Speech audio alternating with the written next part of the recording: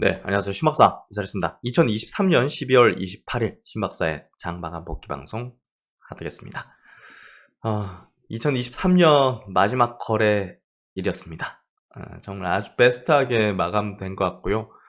오늘 코스피는 시총 상위 56위까지 전부 플러스로 마감했죠. 그래서 내년 장에 대한 상당히 또 기대를 할 수 있는 그런 마감이 됐던 것 같고, 12월 한 달간 보면 메이저 수급이 그냥 싹쓸이 하듯이 물량들을 가져가는 모습들을 확연하게 볼 수 있었습니다.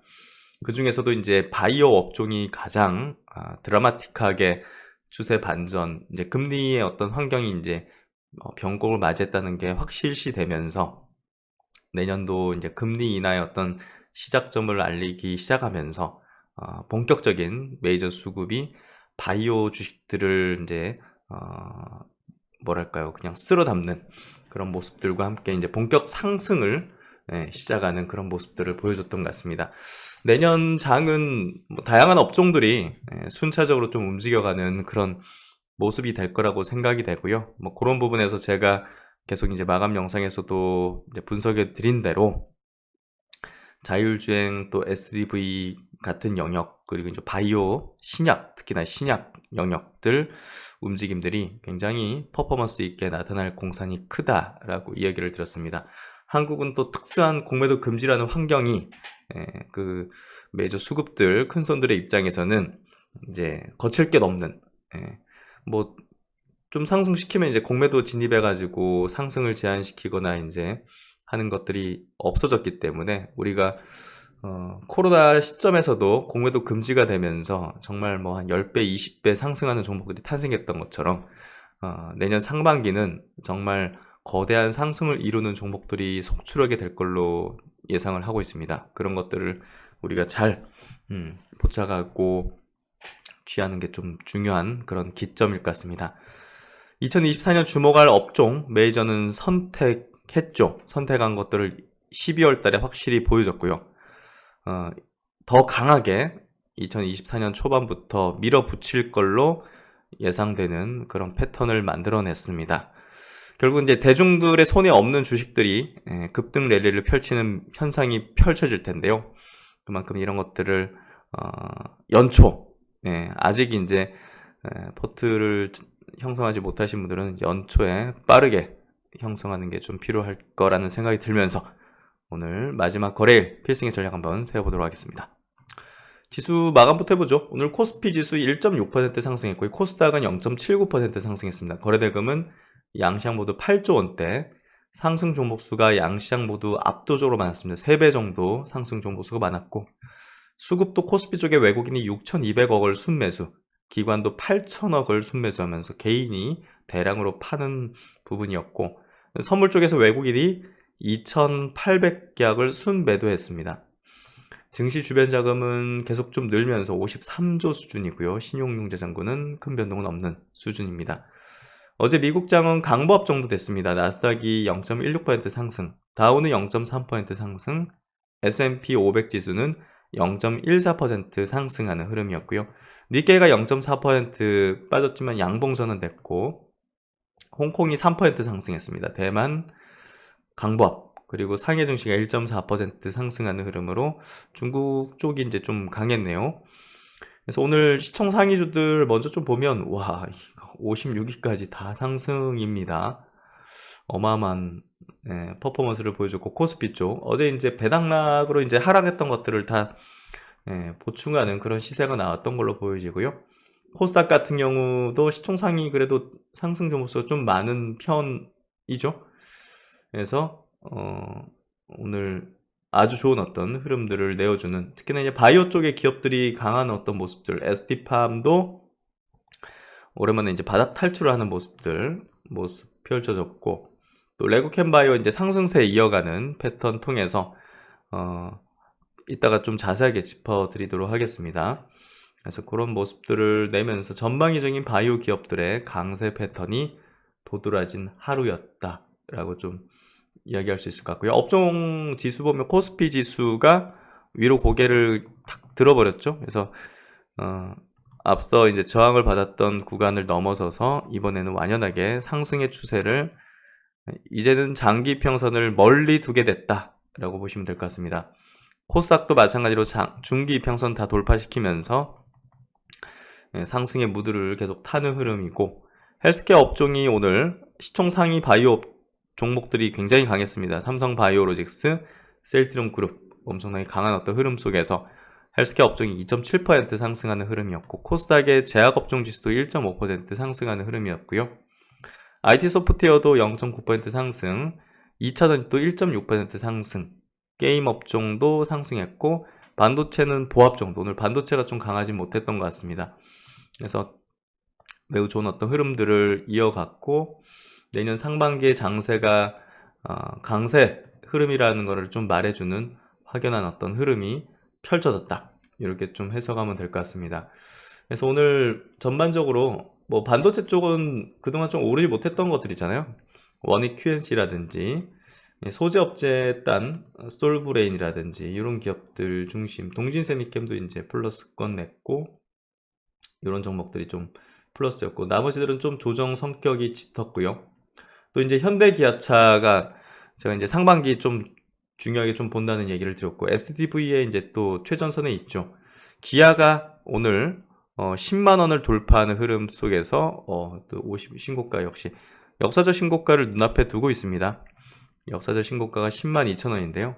그 수준에 지금 가까이 다가가고 있는 모습을 보여주고 있습니다. 와, 어마어마한 기아의 모습을 볼 수가 있고, 이제 CES에서 중요한 걸 발표하게 되겠죠. 현대모비스도 3% 상승했고, 현대차도 2.5% 상승, 현대위아가 2.2% 상승, 현대글로비스도 1.3% 상승, 현대오토웨버도 보합이긴 하지만 상승 추세, 뭐 업종 내에서 그룹 내에서 가장 강한 시세 분출을 내고 있습니다. 기아와 함께 가장 강하고요. HL반도 자율주행 쪽 4.5% 상승하는 흐름과 LG노텍도 2.7% 상승한 흐름이었습니다. 오늘 바이오 쪽이 강했죠. 큐로셀인 5.6% 상승과 최근에 신고가 냈던 에이프릴 바이오가 오늘도 역시나 상승 추세를 이어가면서 5.97% 상승한 흐름, 레오캔버에는 아까 보였듯이 또다시 신고가를 이제 52주 신고가를 내는 흐름, 또 파로스 아이바이오 AI 신약 쪽이죠. 8.8% 상승으로 바닥 탈출의 모습들을 내고 있고, 앱클론도 바닥 탈출의 모습들을 오늘 15% 상승으로 보여주는 모습을 띄었습니다. 에스팜이 좀 의미 있었던 것 같고, 또 세포치료제 쪽으로 이제 지시셀 4.9% 상승하는 흐름, 티움바이오도 계속적인 바닥권에 이제 탈출하는 모습들을 확연하게 좀 보여주고 있는 그런 시세 움직임들이고요. 뭐니만 해도 오늘 셀트론이 6% 상승한 게 가장 드라마틱했던 것 같고, 셀트론 제약도 5% 상승, 삼성바이오로직스 같은 또 큰 기업이 4% 상승하면서 업종을 완전히 끌어올리는 형태를 보였습니다. 또 시총 상위 신약주 SK바이오팜도 2%대 상승을 이제 추세를 이어가는 형태를 보여줬고, 덴티움도 이제 실적 개선에 대한 기대감들, 이런 것들이 작용하면서 강세 흐름을 좀 이어가는 모습을 보였습니다. 그리고 이제 연초에 또 현대차가 수소 관련된 전략들 좀 발표할 거기 때문에 수소 관련된 기업들의 움직임도 최근에 좀 좋죠. 그래서 그쪽에 대한 부분도 좀 우리가 관심을 기울일 필요가 있습니다. 두산 퓨어셀이라든지 범한 퓨어셀, S퓨어셀, 뭐 비나텍, 일진 하이솔루스, 상하 프로테크, 뭐 이런 기업들이 수소 관련된 기업으로 우리가 좀 볼 수 있는 그런 영역 종목군으로 이제 보시면 될 것 같고, 어쨌든 그 최근에 태양광 쪽, 풍력 쪽도 바닥권 탈출이 역력하죠. 하나솔루션, CS윈드도 최근에 바닥권 탈출의 움직임들을 명확히 보여주고 있는 시세 움직임을 확연하게 보여주고 있습니다. 그래서 이제 종목단의 흐름들이 전체적으로 지금 우호적인 가운데 어떤 게 더 강할 것이냐의 문제 해결을 하는, 또 이제 우리가 전략으로 만들어내는 그런 부분들이 좀 필요한 그런 구간이 되고 있습니다. 그래서 오늘 전반적인 종목들 움직임들 다 좋으면서 내년도 장에 대한 기대감을 상당히 부풀게 만들고 있다, 이렇게 좀 해석할 수 있는 부분이고요. 오늘 외국인 기관 동시 순매수 쪽 보도록 하죠. 오늘 뭐 수급이 굉장히 좋았는데 삼성전자 쪽에 3천억, 현대차 790억, 셀트리온 700억, 기아 530억, 삼성바이오로직스. 그러니까 이제 현대차 그룹주 또 이제 바이오 업종, 삼성전자 하이닉스 이쪽으로 수급이 세게 들어왔죠. 두산 로보틱스 들어왔고 LG전자, 시총 상위주들 쭉 다 같이 들어왔다 보시면 될 것 같습니다. 코스닥 넘어가서 LNF 최근에 시세 흐름이 되게 좋은데요. 오늘도 180억 들어오는 흐름으로 매우 이제 강한 어떤 모습들을 띄워줬고, 갤럭시 머니터는 STO 관련주죠. 셀트리온 제약도 수급 좋았고, ST팜, 뭐 반도체 또 소재 쪽, 원익 QNC, 데브시스터즈, 오늘 게임 업종 내에서 변동성이 좀 컸던 중국 출시에 대한 그런 부분들이 작용했던 걸로 볼 수 있을 것 같고요. 큐로셀 바이오 쪽에 이제 유망주죠. 그래서 이런 기업들 중심으로 수급이 들어오는 형태를 보였습니다. 오늘 슈어 소프트 테크 쪽으로도 수급이 들어오고 5.9% 상승. 이노시뮬레이션, 이 자율주행 쪽이죠. 자율주행 좀 중소형주 쪽 이노시뮬레이션도 상승의 흐름을 좀 이어가는 모습을 보였습니다. 이렇게 내년도 움직임들을 보일 만한 종목들이 수급적으로 막판에 세게 치는 그런 흐름들을 보이면서 내년에 대한 기대를 크게 가질 수 있는 그런 흐름으로 만들어냈다, 이렇게 좀 보시면 될 것 같습니다. 상반기 그렇게 이제 메이저가 선택하는 구도가 잡혀 나갈 걸로 보여지고요. 그래서 오늘 바이오 쪽 이슈 한번 체크 들어가 보도록 하죠.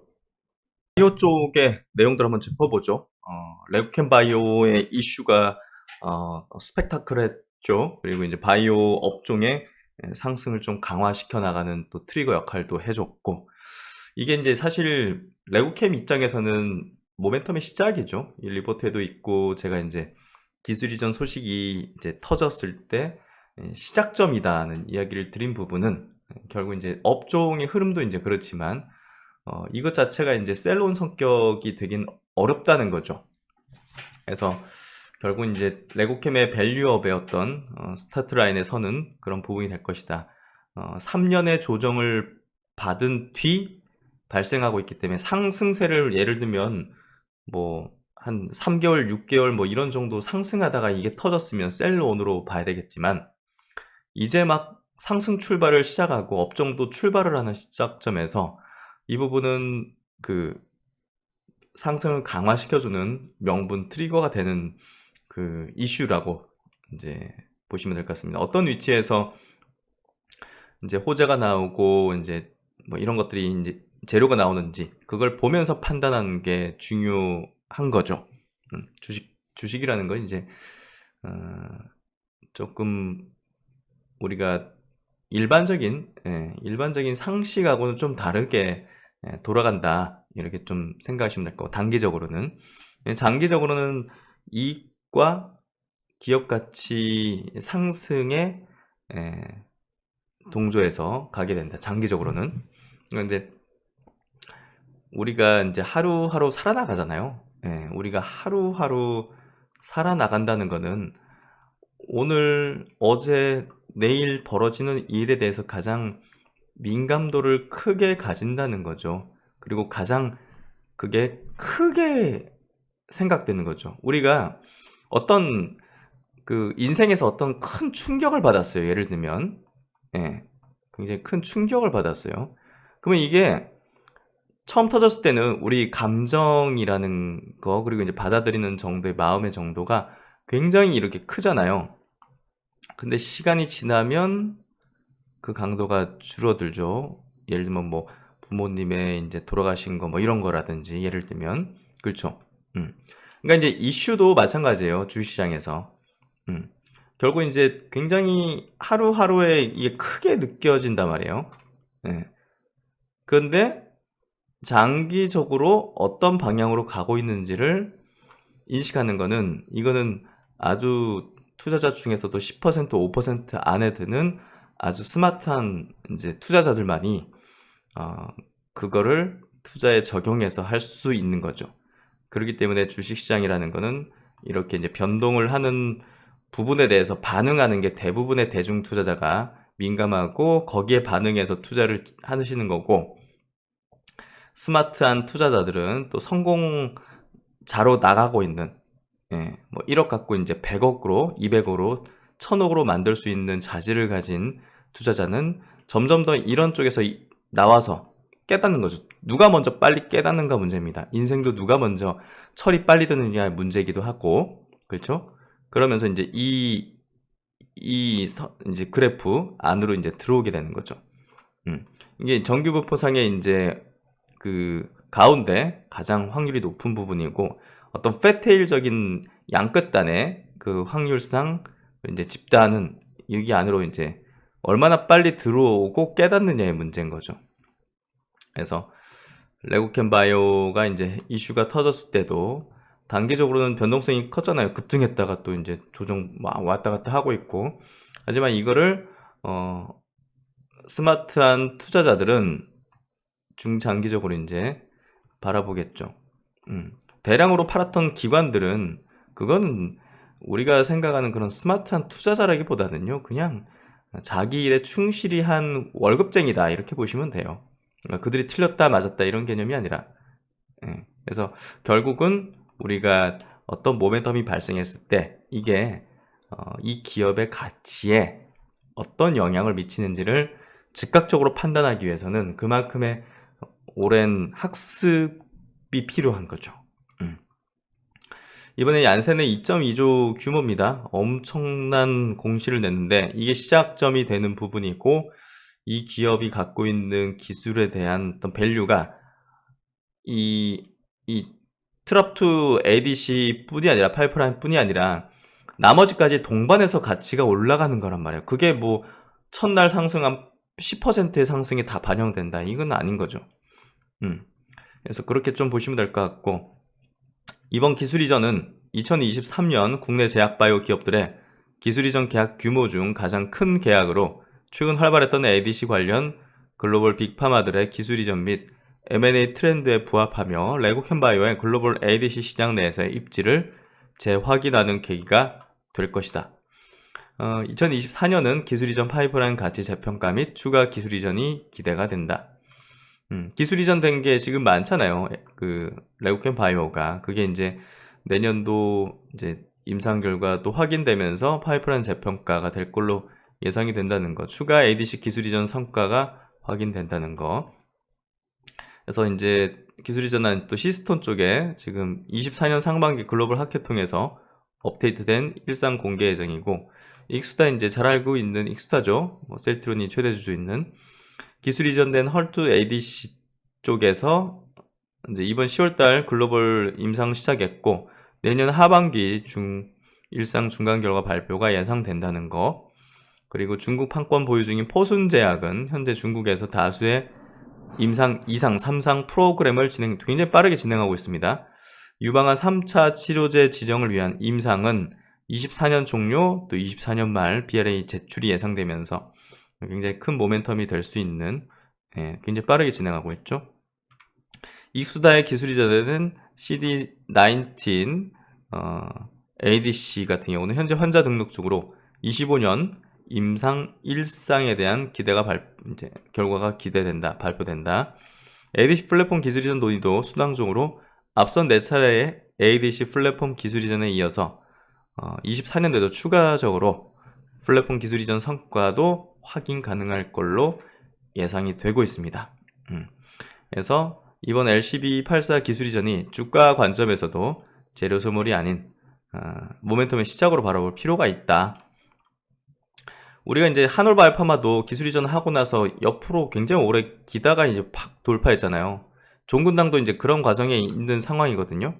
종근당도 돌파하게 될 걸로 예상하고 있고, 레고캠도 툭 올랐는데 뭐 여기서 치고 나갈지는 모르지만, 조정을 받고 나서 재차 이제 기업 가치를 반영하는 흐름으로 전개되지 않겠는가 싶습니다. 현대차증권에서는 좀 자세하게 이제 의견을 좀 제시를 했는데요. 얀센의 새로운 1차 치료제 전략이다. 얀센의 큰 그림을 봐라. 레고캠바이오의 트럽2 ADC로 비소세포 폐암 1차 치료제 라인 추가를 확보했다. 우리가 이제 잘 아는 유한양행의 이제 레이저 티닙과 이제 이중항체 리브리반트 이제 병용 임상으로 1차 치료제 이제 FDA 유럽 이렇게 신청을 했죠. 승인 신청서를. 비소세포 폐암 EGFR 변이 쪽에서 1차 치료제로 나가겠다는 그림을 이제 띄었죠. 근데 이제 얀센이 지금 그 항암제 쪽에서 ADC를 병용하는 이런 파이프라인들이 지금 굉장히 빠르게 올라오고 있습니다. 얀센 입장에서도 이제 두 가지 칼을 같이 가져가는 그런 전략들을 펴는 데 있어서 한국의 업체를 또 선택한 거죠. 존슨존슨 얀센이 정말 한국 사랑이 있는 것 같습니다. 어쨌든 빅파마 얀센에게 2.2조 계약금이 1,300억. 이번 얀센과 기술 이전이 가지는 의미는 역대 계약 규모라든지 계약금 규모 크기로 판단하기보다는 얀센이 왜 트랍도 ADC를 개발해야 하는가에 집중해서 기술 이전의 가치를 생각해야 될 때다. 결론적으로 얀센이 비소세포 폐암뿐만 아니라 유방암 등 다양한 적응증에 1차 치료제 진입을 위한 ADC 파이프라인 확보를 위해서 선택한 기업이 무려 국내 기업 레고캠 바이오라는 거를 좀 주목하자. 이번 얀센과 이제 레고캠 바이오의 트랍2 ADC 딜은 비소세포 폐암에서 아미반타맙, 레이저팁 요 이제 1차 치료제 진입에 이어서 ADC로도 비소세포 폐암 1차 치료제 진입 및 확장하기 위함임을 알 수 있는 대목이다. 아예 그냥 가장 이제 암종에서 가장 시장 규모가 큰 비소세포 폐암 쪽에서 그냥 우리가 다 먹어버리자. 어차피 타그리소는 우리 요 병용이 잡아버릴 것이고 레이저티님 뭐 단독으로도 이겼는데, 그리고 이제 추가적으로 지금 비소세포 폐암 쪽에서 ADC 이제 뭐 이중항체 ADC 등 이 ADC로 이제 파이프라인 올라오고 있거든요. 그것도 우리가 막아보자. 그렇죠. 완전히 지금 그냥 먹겠다 이겁니다. 지금 전략 자체가. 그래서 어쨌든 그 얀센의 전략 자체는 유한양행과 이제 이중항체 레이전틴입 전략과 더불어서 면역 항암제 플러스 ADC를 통해 비소세포 폐암 1차 치료제 라인으로 레고캠의 기술을 인수한 것이다. 단독으로 가져가는 그것도 옵션으로 맺어놨죠. 그래서 이런 부분들이 굉장히 기념비적이면서도 레고캠 바이오 입장에서는 엄청난 선택을 받았다. 밸류업의 어떤 명확한 부분을 받게 됐다. 이렇게 되면 이제 레고캠 바이오를 이거는 좀 중기적으로 봐야 될 것 같아요. 그래서 이제 그 레고캠 바이오가 임상 진입한 물질을 기술 이전한 건 처음이에요. 그만큼 임상 진입하면 얼마나 높은 가치를 받는지를 이제 확실히 보여준 거고, 우리가 이제 단독 개발 옵션 행사금이라는 거를 이제 공시를 통해 봤잖아요. 이제 얀센이 요거 단독 개발로 변경할 경우 2,600억 원을 추가적으로 이제 지급한다는 건데, 이거를 지금 공동 개발인데 그냥 단독 개발로 넘겨버렸다면 그냥 뭐 계약금은 4천억을 받았을 거라는 거죠. 이거는 뭐 역대급이고, 어쨌든 뭐 암젠과도 1.6조 플랫폼 기술 이전을 했고, 얀센은 이제 물질을 임상 단계 물질을 가져가는 걸 했고, 지금 누적으로도 8.7조의 계약 규모다. 이 국내 최대 성과 대비해서도 굉장히 저평가를 받고 있다라고 볼 수 있는 겁니다. 그래서 시세가 이제 시작이다라는 이야기를 할 수 있는 것들은 우리가 이런 어떤 부분들을 이제 분석을 통해서 이제 하는 거죠. 한국투자증권에서 제약바이오 업종에 대한 코멘트를 좀 했는데요. 지금 미국 쪽도 아시다시피 지금 중소형 바이오텍 ETF XBI가 굉장히 세게 지금 올라오고 있습니다. 뭐 나스닥이나 이제 헬스케어 종목들 대비해서도 중소형 바이오텍이 굉장히 세게 올라오고 있고, 결국 이제 한국하고 비슷합니다. 지금 빅팜들의 중소형 바이오텍 이제 라이센스 인이라든지 인수 합병 소식들이 계속 나오고 있기 때문에 이쪽에 대한 인수 당하는 쪽에서 이제 기업 가치에 대한 막 올라가는 부분인 거죠. 결국 빅팜들도 이제 바쁩니다. 쌀 때 사놔야 되는데 막 이제 비싸지려고 하니까 급하게 이제 사는 거죠. 그래서 그런 부분에서 이거 바이오텍들의 이제 주가 재평가들이 벌어질 거고, 또 JP모건 헬스케어 컨퍼런스가 1월 8일부터 11일까지 있는 것도 뭐 기대감들을 좀 만드는 부분이다. 계속적으로 빅파마의 바이오텍 인수딜이 발표되고 있기 때문에 추가적 딜에 대한 기대감이 커지고 있고, 가장 큰 거는 금리죠. 금리가 지금 바이오텍 주가는 완전히 역외상관관계를 갖는 게 그동안 바이오의 이제 주가의 역사였기 때문에, 이제 금리가 정점을 찍고 내려가는 추이를 보인다는 것은 가장 강력한 바이오 업종의 모멘텀이다. 그러니까 바이오가 자금 조달 안 되니까 이제 망할 걸 걱정하잖아요. 망할 걸. 예, 우리 회사 사라질 걸. 그것만큼 밸류를 떨어뜨리는 게 없는데, 그게 점점 더 둔화될 수 있는 부분으로 가고 있기 때문에 바이오텍 기업들의 강세로 이어진다. 한국투자증권에서는 내년이 더 기대되는 에이프릴 바이오다 해서 펀더멘털 기반한 업사이드스나 리스크가 없다라고 이야기를 하고 있고, 이 기업이 갖고 있는 플랫폼의 임상 검증도 마쳤고, 이제 해외 기업으로 이제 라이센스 아웃한 룬드백이 아웃한 거기서도 이제 이 플랫폼의 검증이 이루어졌죠. 그리고 이제 어떤 임상을 할 건지, 적응증 대상으로 할 건지 밝히면서 에이프릴 바이오에 대한 기대감들을 크게 만들고 있습니다. 그래서 자가면역 질환 및 내시 치료제로의 어떤 적응증 확장 가능성을 좀 주목해 되고, 이제 현금이 많아요. 740억이기 때문에 뭐 크게 자금 조달 리스크도 없다. 그리고 여기서도 이제 레고캠 바이오 얘기를 안 할 수가 없죠. 바이오 쪽에 이제 커버리지를 하는 쪽은 어쨌든 뭐 엄청난 규모의 했다는 얘기. 최근 ADC 기술 거래는 플랫폼보다는 타겟 위주로 진행되고 있다.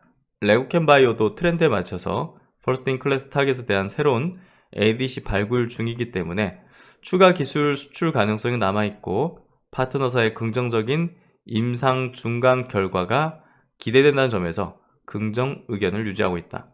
다만 단기간 주가 상승 두드러졌던 만큼 신규 진입보다는 중장기적, 그러니까 변동성은 나올 수 있기 때문에 이거 괜히 들어갔다가 막 흔들릴 수 있는 부분이니까 좀 시각을 중장기적인 관점으로 접근하자. 맞습니다. 중장기적으로 이 기업의 가치는 우상향이 상당히 좀 명확할 가능성이 높습니다. 그런 부분에서 변동성은, 왜냐면 이슈가 터졌기 때문에 그 가격대는 다양한 수급의 주체들이 들어와서 각양각색의 기대하는 수익률이 있잖아요. 그리고 투자하는 시간의 프레임이 있잖아요. 그렇죠? 예. 그렇기 때문에 그게 다양한 어떤 이해관계들이 이제 막 있는 거기 때문에 변동성이 발생한단 말이에요. 이 사람 생각 다른 게 충돌의 갭이 넓잖아요. 그러니까 어떤 사람은 이 기업의 가치를 6만 원으로 보고 있는데 어떤 사람은 6만 2천 원 정도를 본다 하면 이게 합의되는데 변동성이 작아지겠죠. 근데 어떤 사람은 나는 8만 원 정도로 보는데 어떤 사람은 5만 원 정도로 봐. 이 갭이 크니까 변동도 크겠죠. 체결되는 데 있어서. 네. 그러니까 투자자들이 다양한 사람이 모이면 변동성이 커지는 게 이런 이유 때문입니다. 그런 부분에서 지금 이슈가 터졌기 때문에 다양한 사람들이 들어와 있고 변동성을 만들 수 있다. 하지만 중장기적으로는 기업 가치의 흐름에 나아갈 수밖에 없다. 이렇게 좀 이야기할 수 있습니다. JP모건 헬스케어 컨퍼런스 참가 기업입니다. 메인 트랙 발표는 삼성바이오로직스, 셀트론입니다. 또 아시아태평양 세션 발표는 유한양행, SK바이오팜. 메인 기업이 되겠죠. 그리고 이제 참여하는 기업 정도는 뭐 SK바이오사이언스, 한미약품, 지아이노베이션, ABL바이오, 동아ST, 또 GC셀, 세포 유전자 치료제 쪽에서는 GC셀이 국내에서는 탑이죠.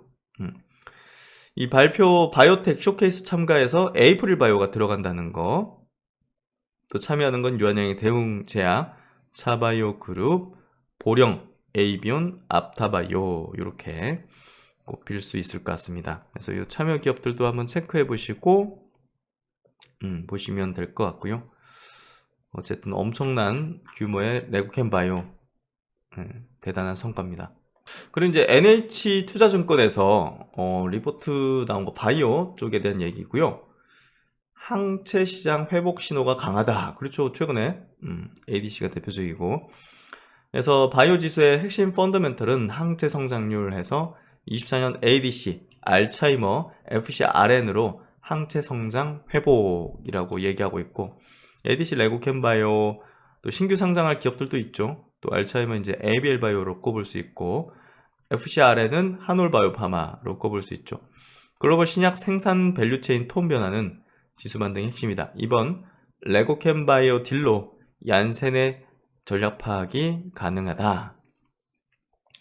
24년 ADC 알츠하이머를 통한 항체 시장 회복 기대감 고조. 그래서 바이오 산업에서 70% 이상 차지하는 항체 의약품 시장 성장률은 22년부터 한 자릿수로 하락했고, 향후 5년 성장률 또한 둔화되는데, 이게 이제 ADC, 이중항체, 알츠하이머, FcRN 이런 것들은 항체 성장률 회복의 중심에 서게 될 것이다. 레고캠과 얀센의 ADC들은 큰 의미를 지니는데, ADC는 기존 그 단일 항체 항암제와 항체로 실패한 타겟 모두 유효성에 대한 성과를 도출하고 다양한 타겟에 대한 항체 수요를 높아질 것이다.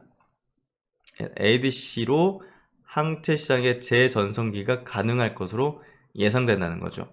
28년도 ADC 시장 전망치 컨셉은 30조가 넘을 걸로 예상되고 있고, 당사의 추정치 NH에서는 700억 불로 잠재적인 시장을 이야기를 하고 있습니다. 어쨌든 트랍2 위상은 머크의 이제 유방암을 넘어서 EGFR 비소세포 폐암에서 확대, 얀센들의 주요 이유일 것이다 라고 이야기를 하고 있습니다. 그러니까 레이저티닙 가지고서 1차 먹겠다 하는데, 경쟁자가 타그리소는 이제 제꼈다고 보는 거고, 그 아래 단계에서 ADC 면역항암제 병용 임상들이 올라오고 있는 거, 그거를 좀 어떻게 방어해야겠다, 요렇게 좀 보고 있는 것 같아요. 그러니까 빅팜들은 멀리 내다보면서 이제 이 전략들을 하죠. 그래서 이번에 마리포사 임상이 타그리소 이겼으니까 안심해도 되겠다, 이게 아닌 거죠. 5년 이제 뒤까지 내다보면서 이제 전략을 세운다는 거죠. 그래서 이제 어쨌든 그 바이오 업종에 이제 바이오텍, 특히나 이제 항체 쪽에 이런 기업들의 흐름들도 굉장히 좋아지고 있는 게 도드라지고 있고요. 레고캠바이오, ABL바이오, 에이프릴바이오, 와이바로직스, 요거 제가 아주 주력으로 꼽고 있는 기업들인데요. ADC 항체 의약품 기술 기업에 대해서 주목을 해보자 라고 의견을 주고 있습니다. 그리고 이제 요 내용도 한번 좀 체크해 드릴게요. 이제 NH증권 레비포트 안에 있는 내용인데요. 얀센이 이제 1차 목적 레이저티닙, 또 아미반타맙 경용 3상 마리포사 데이터를 이제 통해서 FDA에 이제 1차 치료제로 이제 승인 신청한 상태죠. 얀센이 아스트라제네카를 맹추격하는 상황에서 올해 아스코에서 아스트라제네카는 EGFR과 CMET 모두에 바인딩하는 항체 기반의 ADC인 이제 파이프라인의 임상 1상 디자인을 공개를 했죠. 단독 요법뿐만 아니라 타그리소와 또 병용하는 요법으로 임상이 진행된다는 점을 주목할 필요가 있습니다. 결국 이제 얀센은 이번 레고캠바이오의 트랍2 타겟 ADC 기술 이전 딜을 통해서 유방암, 폐암을 중심으로 다양한 고형암의 임상을 진행할 것으로 추정되고요. 특히 EGFR 변이 비소세포 폐암에서 아스트라제네카의 ADC 파이프라인과 경쟁 구도를 염두에 두었을 가능성이 있죠. 이 부분에서 의지를 상당히 보일 걸로 예상이 되고요. 그래서 이제 항암제 시장에서요, 지금은 우리가 이제 키트루다가 압도적인 왕이잖아요. 근데 그게 이제 특허권도 이제 차후에 이제 풀 것이고, 그것 때문에 이제 SC 제형 쪽으로 이제 개발을 하고 있고, 그거를 좀 위협할 수 있는 게 뭐냐 하면 ADC라고 볼 수 있어요. 이제 같이 면역 항암제랑 같이 병용을 할 수도 있는 거고, 그래서 PDL, PD1 계열의 이제 면역관문 억제제 왕자 자리를 이제 차지할 수 있을 걸로 예상된다라는 것도, 그만큼 ADC 쪽이 굉장히 지금 각광을 받고 그만큼의 성장성을 크게 예상을 하고 있다는 거죠. 그래서 어쨌든 앞으로 암종마다 계속적으로 이제 파이프라인들을 늘리고, 또 이제 이런 빅팜들의 사냥이라고 해야 될까요? 이런 것들이 이제 굉장히 계속적으로 발생이 될 걸로 보여집니다. 그만큼 이 ADC 분야에 대해서 굉장히 우리가 깊이 있게 파헤치고 관련 기술을 가진 기업에 대해서는 좀 중기적인 어떤 성격으로 볼 필요가 있다는 거예요. 이렇게 많은 암종이 있군요. 네, 하여튼 뭐 그래서 이제 요 ADC 또 최근에 바이오 관련된 중요 기업들 이런 내용들 한번 짚어봤습니다.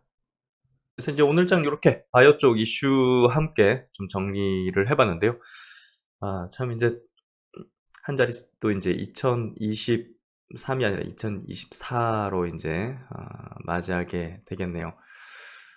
참 우리가 이제 또 구독자분들 많은 분들이 또 코로나라는 또 2020년부터 주식을 시작하신 분들이 많으실 텐데요.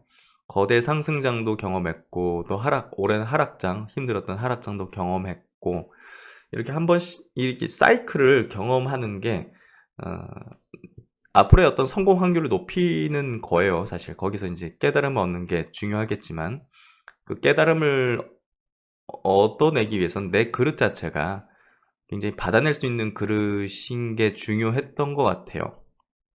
꽉 막혔다든지 이런 식으로 하면 받아들이기 어려울 것이고 또 뭔가 좀 말랑말랑해야 될까요? 우리가 점점 더 이제 굳어진다는 것 자체가 뭔가 새로운 것들을 받아들이지 못한다든지 나를 변화시켜야 되는 부분들에 대해서 변화를 막는 그런 걸로 작용하는 거죠. 그래서 그런 것들을 탈피할 때, 벗어날 수 있을 때 온전히 이제 뭔가 성장하는 투자자가 될 수 있는 것 같은데요. 그런 부분에서 한 해가 또 지나갔을 때, 또 이제 이렇게 큰 거대 상승 하락장이 한 사이클이 뭔가 종료되고 또 추세가 전환되는 시점에서는 깨달은 바 그것들을 또 향후의 투자에서는 성공 확률을 높이는 방향으로 적용할 수 있는 그런 지식적, 경험적, 또 실행은 되게 다른 영역이죠. 계속 말씀드렸지만 그런 것들을 할 수 있는 사람이 될 수 있도록, 투자자가 될 수 있도록 하는 게 중요한 것 같습니다. 네, 하여튼 한 해 수고 많으셨고요.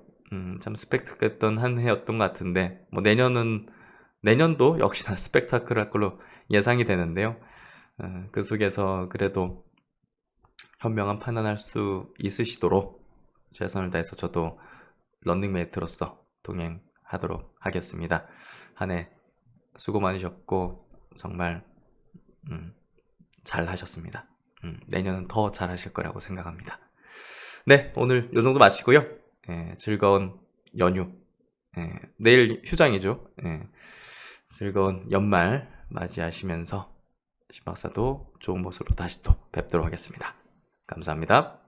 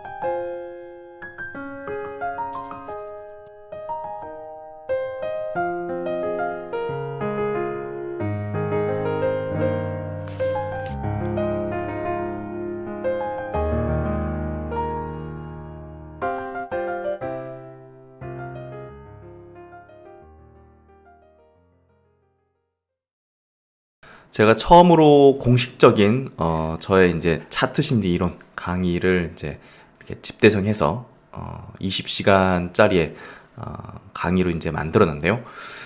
팬 플랫폼 회사 이제 팬딩과 같이 협업을 통해서 팬딩 사이트에 강의를 올려두었습니다. 그래서 많은 분들께서 지난 가을부터 작년 가을부터 이제 들어주셨고 또 이제 많은 또 후기 남겨주셨는데요. 최근에도 한 이제 수강자 분께서 이제 올려주신 내용입니다.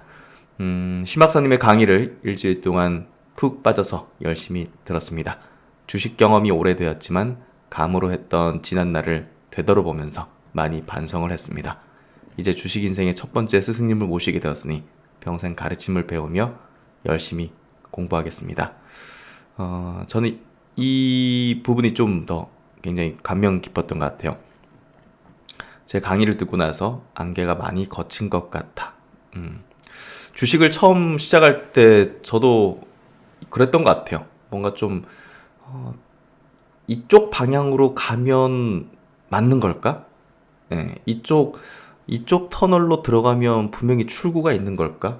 네, 이쪽 구름을 안개 구름을 헤치고 나가면 빛나는 어떤 세상이 있을 것인가 라는 어떤 그런 것들.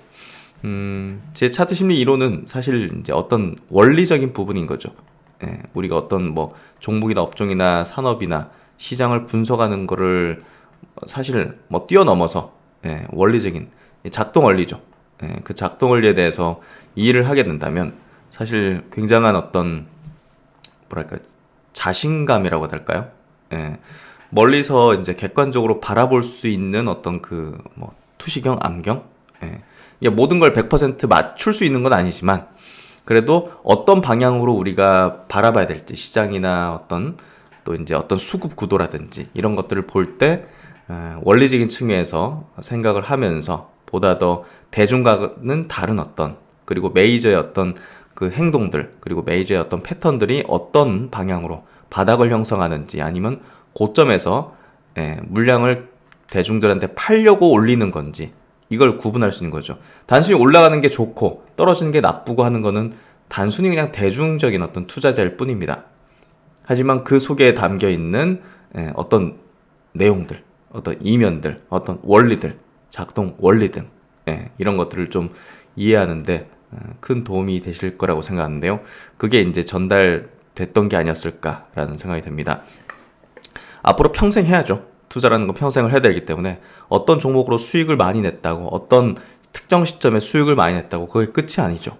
그게 계속적으로 활용할 수 있는 방법으로 했는지를 깨닫는 게 필요할 겁니다. 그래서 단발성으로 주식을 투자하는 게 아닌 정말 평생을 두고서 투자라는 어떤 행위를 우리의 인생과 같이 맞춰나가면서 보조를 맞춰나가면서 해나가는 게 필요할 수밖에 없습니다. 그 길을 같이 가기 위해서는 분명 시장을 움직이는 어떤 원리를 이해하고 그 이론을 바탕으로 그 원리를 바탕으로 시장을 주식을 바라보면서 분석하는 게 필요합니다. 강의 한 번으로 신박사님의 모든 기법을 알 수는 없을 것 같아서 향후 10번 정도 정독을 할 예정입니다. 신박사님만 알고 있었을 비기를 회원들에게 널리 알려주셔서 진심으로 감사드립니다. 홍익인간의 정신이 멀리 있는 게 아니라 신박사님의 강의에 있다는 것을 느꼈습니다. 라고 힘이 되게 또 올려주셨습니다. 차트 심리 이론을 조금 더 업그레이드하고 향후에 이제 조금 더 고난이도의 어떤 조금 깊숙이 더 들어가가지고 그런 어떤 내용들도 향후에 좀 선보일 수 있는 시기가 있지 않을까 싶고요. 결국 이제 우리가 투자를 통해서 큰 수익을 거두는 것은 강세장인데요.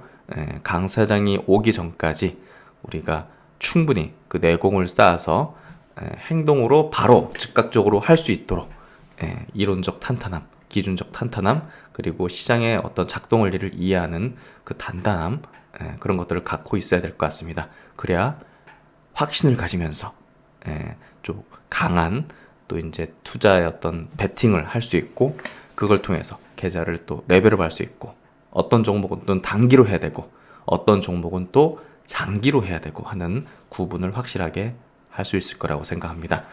그래서 앞으로도 많은 분들께서 차트 심리 이론을 통해서 철학적 기준을 탄탄하게 만드셨으면 좋겠다는 생각이 들고요. 강나루님께도 이렇게 또 후기 남겨주셔서 감사드리는 말씀 전하도록 하겠습니다. 제 영상의 댓글 보시면요, 강의를 수강할 수 있는 이제 URL 주소를 이제 남겨놨는데요. 그 커리큘럼에 대해서 한번 간략하게 체크해 드릴게요. 결국은 100억 주식 자산가로 가기 위해서는 정말 탄탄한 어떤 기준을 갖고서 다양한 시장에 대해서 대응할 수 있는 방법론을, 전략들을 가질 수 있어야 됩니다. 그래서 여기 이제 미리 보기 영상, 이건 누구나 볼 수 있게 열어놨는데요. 카카오에 대해서 제가 갖고 있는 그 차트 심리 이론상의 7가지 아이템 법칙의 실제 적용 사례를 통해서 메이저 세력들이 매집한 구간들 주가가 띄우고 또 대중에게 팔기 위한 어떤 액션들이 어떤 메커니즘으로 이제 프로세스로 이제 만들어졌는지를 통해서 대중과 어떻게 반대로 우리가 액션을 취해야 돈을 벌 수 있는지에 대해서 쉽게 카카오 종목을 통해서 적용 사례를 분석해 드렸습니다. 이 내용을 보시면 너무나 명확히 이해가 가능하실 거라 생각하고요. 차트 심리 이론 강의를 들어가기 전에 앞서서 우리가 이해하고 있어야 될 여러 가지 어떤 내용들, 인생 설계에서 주식 투자의 어떤 의미가 어떤 것인가, 재산을 물려받지 않고 자수성가하기 위해서 어떤 방법론을 찾아서 들어가야 되는가, 그리고 신 박사가 그동안 가졌었던 고수 투자자와의 어떤 이제 조언, 그리고 가르침, 이런 것들을 통해서 어떤 시행착오를 통해 앞으로 이제 개인 투자자들이 성과를 내지 못했던 이유를 극복할 수 있는가, 그걸 뛰어넘어서 메이저 눈을 가지기 위해서 주식시장의 실상에 대한 어떤 깨달음을, 어떤 것들을 가질 수 있는가, 이런 것들을 좀 이해시켜드리는 시간을 가지고요.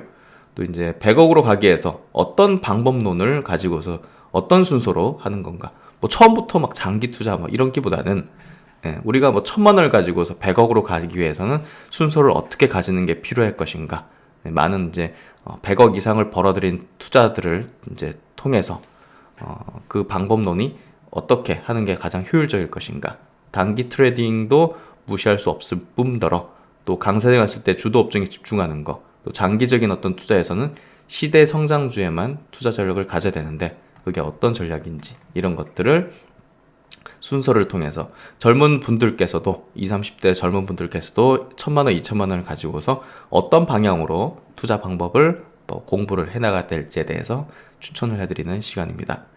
그리고 이제 결국은 5%의 상위 5%에 이기는 투자자가 되기 위해서 알아야 될 것들을 해서 결국 이제 이번 뭐 동학개미 운동 통해 가지고 다소 깨닫는 부분이 있을 거라고 생각하는데요.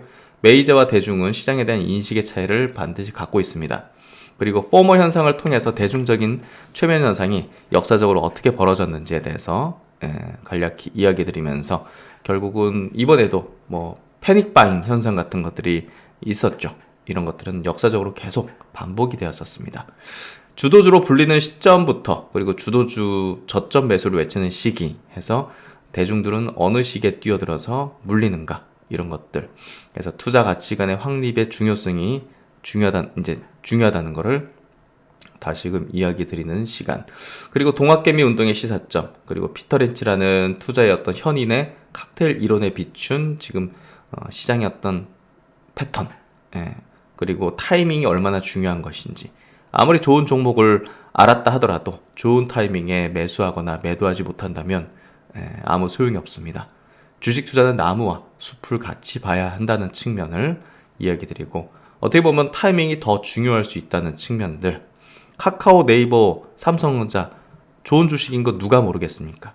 하지만 왜 대부분의 사람들이 물려있는가를 생각해 본다면 어찌 보면 타이밍이 더 중요할 수 있다는 걸, 그 타이밍을 포착하기 위한 어떤 이론이 굉장히 주식 투자에서의 성패, 또 장기적으로 우리가 100억 이상을 버는 데 있어서 매우 중요할 것이라는 것을 알 수 있게 해주는 그런 내용들을 담아봤습니다. 그래서 메이저, 기관, 개인 간의 포식관계, 피라미드 구조를 통해서 우리는 당연히 대중투자자의 습성을 버리고 완벽한 거대 외국계 자본 내지는 기관, 사모 계열의 집단들의 특징을 이제 우리가 이제 따라잡아서 그쪽에 이제 편승하는, 고래 등에 올라타야지 새우들 틈에서 계속 왔다 갔다 하면서 그들과 함께 말을 섞고 생각을 섞고 행동을 섞으면 결국은 이 포식자의 먹잇감밖에 되지 않는다는 것들을 종목별 사례를 통해서 이해하는 매우 중요한 시간을 6강에서 가지게 됩니다. 이 챕터 3에서는 메이저 큰손의 전략을 이해하는 매우 중요한, 여러분들이 이제 주식에 대한 어떤 가치관을 완전히 뒤집어 버릴 수 있는 그런 내용들을 담았기 때문에 굉장히 중요한 내용들이다. 주식시장의 설계자들과 종목별 사례 분석, 이 내용은 굉장히 제가 심사숙고해가지고 만든 그런 내용입니다. 주식시장의 설계자들에게 기획에 필요한 2가지, 그리고 설계자들의 실행 3단계, 구체적인 종목별 사례를 통한 차트 분석, 이를 통해서 여러분들은 완벽하게 그동안 해온 주식시장에 대한 어떤 방식을 바꾸게 될 수 있는 그런 어떤 변곡점의 어떤 강의가 될 겁니다. 그래서 이제 차트에서 배우는 메이저 큰 손들의 전략에서 개인 투자자의 단점이 드러나는 차트의 모습. 이 자리는 메이저가 잠시 쉬는 구간으로 삼았는데도 불구하고 많은 개인들은 굉장히 두려워하면서 물량을 뺏기는 구간, 뭐 이런 것들. 저는 또 개인 투자자분들과 오랜 기간 같이 하면서 그들이 굉장히 두려워하고 광분하는 그런 지점들에 대해서 실제 이제 케이스를 갖고 있는 셈이죠. 그러다 보니까 더욱더 명확하게 이런 것들에 대한 깨달음을 얻었던 것 같은데요. 그래서 여러분들에게 실제적인 어떤 사례를 말씀드릴 수 있는 것 같습니다. 차트에서 보여준 메이저의 시나리오, 차트와 메이저 수급은 선행한다. 그리고 대중투자자와 메이저 큰손의 특징을 비교함으로 해서 여러분들은 반드시 메이저의 전략에 편승하는 시각을 가지게 될 수 있을 겁니다. 그래서 여기 주식 투자의 기준과 전략을 만드는 방법에서는 조금 철학적인 내용들을 담긴 했지만 역시나 가장 근본에서 이제 여러분의 어떤 이론적 근간을 형성하게 될 가장 탄탄한 바탕을 만드는데 도움이 되실 거라고 보고요. 제가 매매 기법을 만드는 과정에 대한 그동안 어떤 프로세스를 자세하게 설명드리는 시간을 여기서 가집니다. 그래서 차트적인 부분이 굉장히 중요하고 차트에 대한 기본기를 다지는 시간, 캔들 차트의 의미와 활용, 도지 형태의 의미와 종목별 사례, 거래량의 이제 해석, 거래량이 급감하고 늘어나고 하는 것과 주가가 올라가고 내려가는 게 어떤 상관성을 가지면서 어떤 시각으로 봐야 될까? 기본적인 거지만 거래대금, 유통주식수, 이평선, 이격도가 어떤 의미를 가지면서 어떻게 활용을 해야 되는가? 그래서 차트의 기초적인 내용들을 여기서 담아냈습니다. 차트 패턴, 하락세기, 상승세기, 강세 반전, 약세 반전, 갭의 의미와 단계별 분석과 활용, 갭의 종목별 사례 분석을 통해서 차트에 대한 기초 지식, 기본적인 지식을 다지는 시간. 돌파 붕괴 횡보 개념. 이거는 뭐 주식뿐이 아니라 모든 어떤 자산에 통용될 수밖에 없는 방법입니다. 코인이든 뭐 해외 선물이든 파생이든 뭐 원유 선물이든 뭐 이런 것들 다 이제 포함되는 개념이죠. 차트의 돌파 붕괴 횡보 개념 사례 분석을 케이스 스터디를 통해서 자세하게 이해시켜드리는 시간. 그리고 이제 차트에 대해서 전혀 모르시는 분들이 이번 강의를 통해서 기본적인 기초적인 내용까지 완벽하게 실제 사례를 통해서 이해할 수 있는 그런 시간을 가지게 될 것이고요. 골든 크로스, 데드 크로스, 이걸 어떻게 활용해야 되느냐? 개념은 알겠는데 아는 분들은 많죠. 근데 어떻게 활용해야 되느냐? 이 부분. 결국 주식시장은 실전입니다. 이론을 가지고서만 알고 있다고 뭐 그 사람을 어떻게 전문가라고 칠할 수가 있겠습니까? 이걸 실제 시장에서 어떻게 활용했는지, 어떻게 활용하는 게 올바른 방법인지를 아는 것이 핵심인 것이죠. 그래서 헤드 앤 숄더 패턴의 개념과 2가지 패턴, 그리고 이를 활용한 주식 선물 매도 전략. 결국은 주식시장은 계속 상승만 하는 게 아니기 때문에 매도 전략을 할 수 있는 그런 하락장에 대한 어떤 대응 방식까지 이 차트를 통해서 우리가 이해를 해볼 수 있습니다. 그리고 매우 중요한 부분, 정배열과 역배열 관련된 이론을 종목별 사례와 활용 방법을 정확하게, 매우 중요한 겁니다. 그래서 앞선 이제 차트의 기본적인 개념들, 이런 개념들을 모두 이해하고서 가장 중요한 이 정배열과 역배열을 이제 이해하는 이 시간을 1, 2부로 조금 길게 담았습니다. 결국은 저는 이 차트 심리 이론 강의를 이론적인 부분을 같이 결합해가지고 아주 초보자들도 쉽게 이해하고 활용까지 할 수 있도록 만들기 위해 굉장히 고심했고요. 20시간 강의를 만들기 위해서 저는 뭐 이거를 3달 동안 거의 주말도 없이 만들었으니 그 10배 이상의 시간을 들여가지고 만들었다 보시면 되겠죠. 그래서 신규 상장 종목의 거래 전략에서 요것도 굉장히 최근에 보시면 여러 테마주들이다라든지 이런 것들 보시면 신규로 상장한 종목들이 더 강하게 상승하는 걸 볼 수가 있습니다. 그 이유와 그걸 또 어떻게 활용하고 어떤 구간에서 매수 타이밍을 가지는 게 최적일지에 대한 핵심적인 내용들을 한번 전략상 이렇게 기준을 가지고서 담아봤습니다. 그리고 이제 앞선 강의는 모두 이 차트 심리 이론의 7가지 법칙을 보다 확실히 이해하기 위해서 삼았던 그런 이제 프리코스라고 볼 수 있는데요. 이제부터가 핵심이죠. 차트 심리 이론의 아이템, 결국 제 주식 이론의 결정체고요. 시장의 불변적인 원리를 7가지 법칙으로 설명을 했습니다. 종목의 선택과 비중의 조절, 그리고 매수, 매도 타이밍을 결정할 수 있는 그런 기준점을 이제 이 아이템, 기본 7가지 법칙을 통해서 이해할 수가 있고요. 21년도 1월이 굉장히 중요한 결정했던 시점이었던 이유에 대해서 명확하게 이 이론으로 설명을 해드리고 있습니다. 그래서 아이템 이론이 뭐 1번, 2번, 3번, 4번, 5번, 6번, 6번은 지금 3부로 굉장히 길게 돼 있죠. 정확한 어떤 종목별 사례, 분석, 또 활용하는 방법까지 타이밍에 대한 부분을 기준점을 가질 수 있게 하는, 또 종목을 선정하는 기준을 가질 수 있는 그런 부분들. 결국은 시대 성장주하고 아이템이 결합될 경우에는 주도주가 탄생하게 되는데요.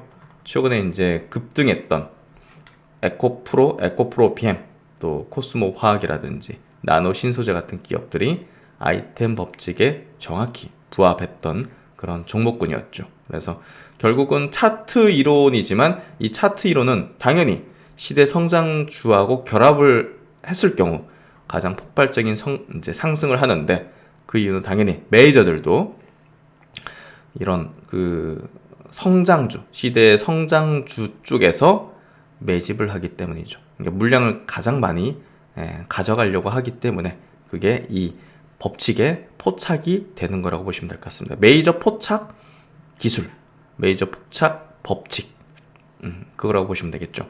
그래서 이 아이템 법칙을 통해서 21년도 1월달 셀트론 그룹에 대한 매도 의견을 드렸던 이유였는데요. 이거에 대해서 자세하게 설명을 하고 있습니다.